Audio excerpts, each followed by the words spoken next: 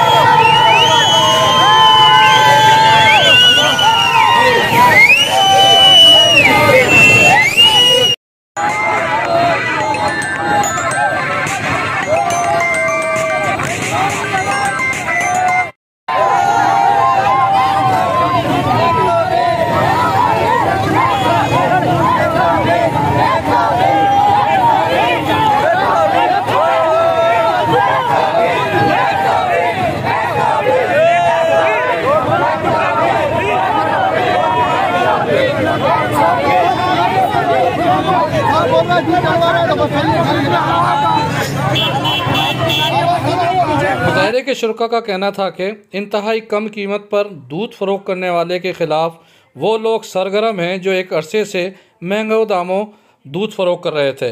ऐसे अनासिर के ख़िलाफ़ सख्त कार्रवाई अमल में लाना चाहिए। अगर आवाम हक के लिए बात करेंगे तो उसके ऊपर पर्चा दर्ज कर देंगे। वीडियो